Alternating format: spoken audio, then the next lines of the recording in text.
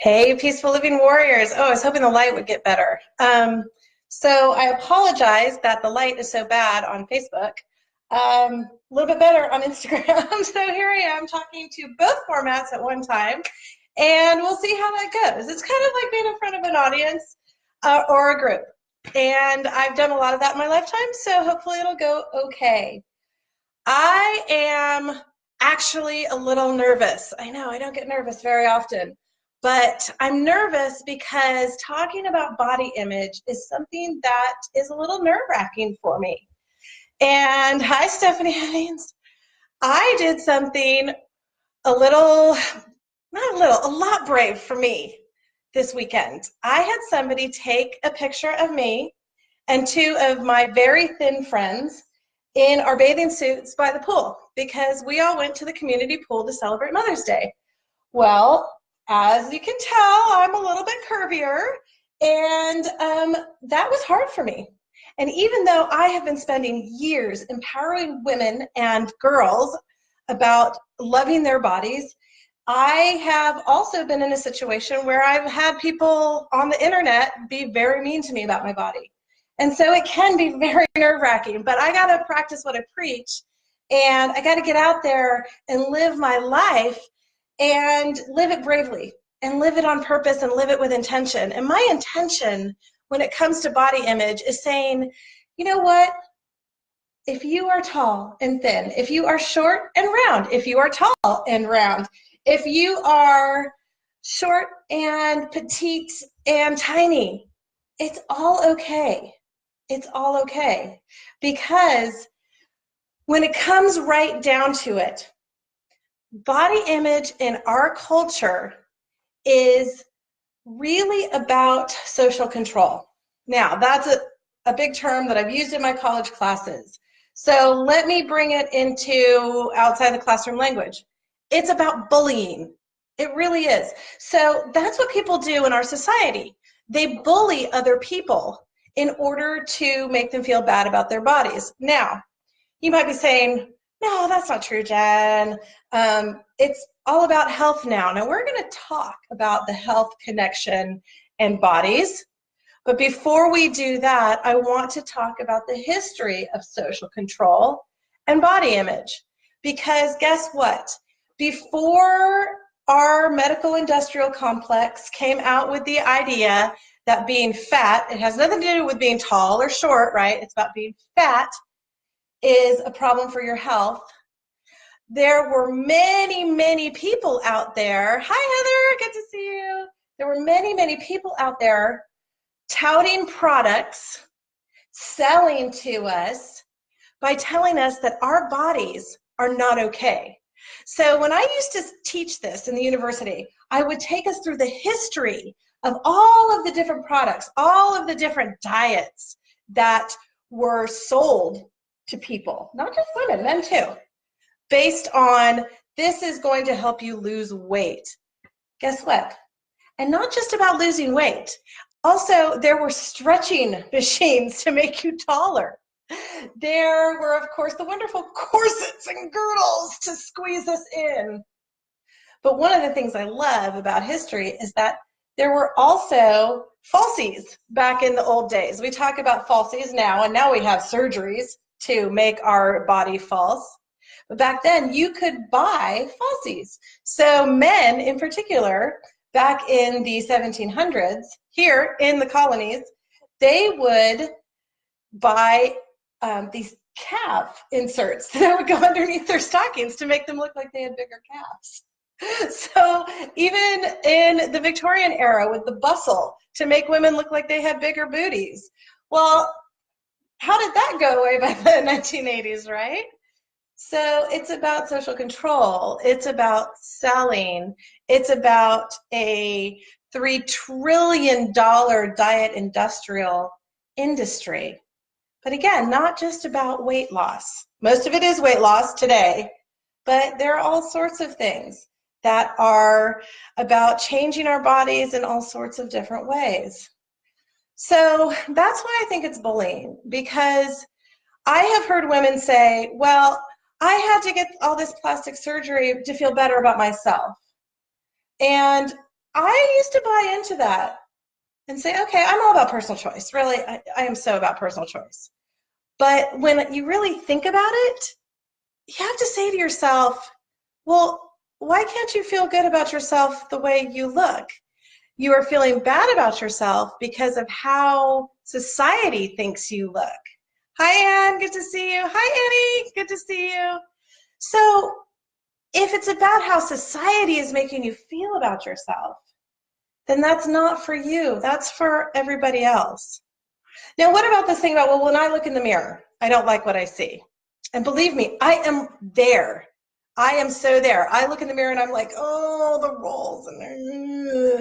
But again, I have to dial it back because I have to remember that my feeling bad about my tummy, about my thighs, is all about what I think other people are going to think. It's all about, are these other people going to like me? Are these other people going to accept me?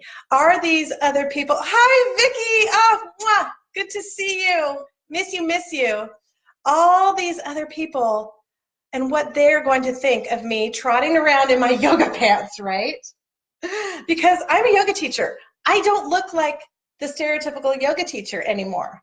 I actually do look like yoga teachers from the early 1970s when I started yoga, but that's not what it looks like anymore. And people, I literally have had people say to me, you're a yoga teacher? And they look at me like, okay, I'm not gonna say it, but wow, I don't know, how could you be a yoga teacher? Because you're kind of curvy, right? But again, that's about what other people are thinking. So I have to be true to myself. And I have to remember what I know. And what I know is that the social construction of body image has been used to bully people, particularly women, but men too, throughout the years. The other thing I know is that there is a lot of research out there showing that these connections between body weight and health issues are maybe tenuous at best. So, for example, there's been some new research out there. Well, it's not even that new. It's been coming out for over a decade now, from people who are not accepting grant money from the diet industrial complex, from the pharmaceutical industries, and from those different companies that can make money off of weight loss. So these studies have been showing, hey, Travis, I think I missed somebody too. Oh, Bonnie McCaskill. Hey, Bonnie, long time no see. So these studies, they're not accepting that money that is being donated in order to create research that will help these companies make money. I know that's kind of a lot of words. Anyway, it's non-tainted research. And what they're finding is that the connections between the weight-based diseases, I almost said the wrong thing, the weight-based diseases and what is causing the disease is really most likely stress, more than food, more than the amount of exercise you do. And I'd like to direct you to the Health at Every Size movement. Linda Bacon is one of the foremost researchers in this area. She's a professor at the University of California, Davis, and she has done some great longitudinal studies to show that even when people who are considered overweight change their diets, implement more exercise, if they don't lower their stress levels and practice more body image acceptance, then their health still stays in a state of dis-ease. So again, the corollary there is stress. The corollary there is self-acceptance. So that's what I want to get out there about what the medical community is telling us. Now, I'm not saying that the medical community is all wrong. Yeah, because you know what? A lot of people who are really, really obese are really, really stressed. What I've learned as a researcher over the years is that you have to look at the different variables that are causing the disease. And if we can lower people's stress, that is what is going to bring them out of that disease category. Hi, Corey. Oh, another person from the West Coast that I haven't seen in forever. So good to see you, Corey. So this is what I want you guys to think about. This is what I want you to hold in your hearts as you're thinking about your own bodies, about being brave about your body, saying, hey, you know what? It's okay if I don't look like the people in the magazines. It's okay if I don't look like the people on TV or in the movies. It's okay if I don't look like all those other yoga teachers out there. Because I'm a great yoga teacher and I have a great yoga practice too. And I'm going to be blogging about this all month long. And I'm going to be highlighting some of the amazing women who are out there who are body image activists, body positive activists who are athletes. And you're going to see that they're all different sizes. And that's what I want us to be bold about. I want us to be bold about accepting that if we can be brave and accept ourselves the way we are, if we can open our hearts to ourselves and be bold about our own body image, that we are going to lower our stress levels, and then we don't have to worry about those medical concerns. We don't have to worry about that dis-ease. Okay, that's it for today. Please subscribe to my blog. You can find the subscription panel on my website, peacefullivingwellness.com, and you'll get the full blog on this topic coming into your inbox on Friday. So it was great seeing you all. Thank you for tuning in. And next week is going to be a celebration of our body positive activists. And I'm going to delve into the arena of screen sharing. It's kind of a big deal for me as I'm not very technologically advanced. Thank you so much. May all of the light within me bless the light within you. Namaste and have a great rest of your week.